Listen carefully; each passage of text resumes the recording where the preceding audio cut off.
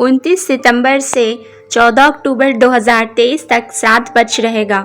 शास्त्रों में बताया गया है कि इस पक्ष में पितरों का तर्पण और श्राद्ध किया जाना चाहिए। पितृपक्ष के दौरान परलोक गए पूर्वजों को पृथ्वी पर अपने परिवार के लोगों से मिलने का अवसर मिलता और वो पिंडदान, अन्न एवं जल ग्रहण करने की इच्छा से अपनी संतानों के पास रहते हैं। इन दिनों मिले अन्न जल से पितरों को बल मिलता है और इसी से वो परलोक के अपने सफर को तय कर पाते हैं। इन्हीं अन्न जल की शक्ति से वो अपने परिवार के सदस्यों का कल्याण कर पाते हैं, जो आपको पितृदोष से मुक्त करेगी और पितरों की आत्मा को शांति मिलेगी। जिस तिथि को माता पिता, दादा दादी या परिवार के किसी सदस्य की मृत्यु हुई हो, उस तिथि पर उनके नाम से अपनी श्रद्धा और क्षमता के अनुसार ब्राह्मणों को भोजन करवाना चाहिए और तर्पण की सही विधि को अपनाना चाहिए। पितरों की तृप्ति के लिए हम ब्राह्मण को भोजन कराते हैं, दान दक्षिणा देते हैं, लेकिन जब तक तर्पण की प्रक्रिया पूर्ण ना हो तब तक श्राद्ध प्रक्रिया अधूरी रहती है।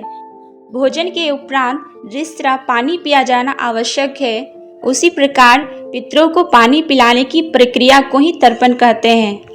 वैसे तो तर्पण के लिए गया, पुष्कर, प्रयाग या हरिद्वार आदि तीर्थों का महत्व है, लेकिन यदि आपके गांव, शहर के आसपास कोई नदी हो या पवित्र सरोवर हो तो वहां भी आप तर्पण कर सकते हैं।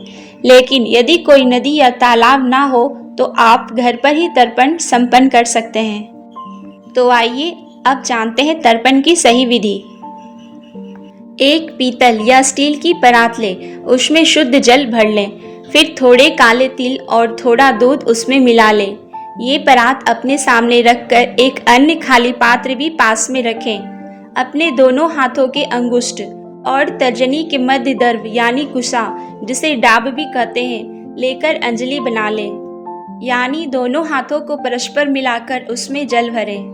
अब अंजलि में भरा हुआ जल दूसरे खाली पात्र में डाल दें। खाली पात्र में जल डालते समय तृप्ताम कहते हुए जल छोड़ें। प्रत्येक पितृ के लिए कम से कम 3 बार अंजलि से तर्पण करें। इस प्रकार घर में ही आप तर्पण कर सकते हैं। अब हम जानेंगे घर में कहाँ लगाएं पितृ की तस्वीर। एक क्वेश्चन जिसे कई बार मुझसे पूछा गया है कि पितरेश्वर की तस्वीर घर पर कहाँ लगानी चाहिए। पितरेश्वर हमारे लिए पूजनीय है, आदरणीय है। इस कारण उनकी स्मृति में उनके निधन के पश्चात घर में उनकी तस्वीर लगाई जाती है। लेकिन तस्वीर कहाँ लगाई जाए, कई लोग घर के मंदिर में ही अपने पितरों की तस्वीर रख लेते हैं, लेकिन यह उचित नहीं है। भगवान के साथ पितर नहीं होने चाहिए। हमें ये तो पता ही है कि नॉर्थ ईस्ट कॉर्नर ईशान्य कोण कहलाता है, जहाँ भगवान का मंदिर होना चाहिए। इसके ठीक सामने वाली दिशा यानी साउथ वेस्ट के कोण में, जिसे हम नैऋत्य कोण कहते हैं, वहाँ उनकी लगा देना चाहिए और संभव ना हो तो साउथ वॉल पर होना चाहिए। तो ये थे पितृपक्ष से रिलेटेड कुछ महत्वपूर्ण सवालों के जवाब। जानकारी अच्छी लगी हो तो वीडियो को एक लाइक ज़रूर कीजिएगा और आगे अपने दोस्तों और फैमिली को ज़रूर शेयर कीजिएगा।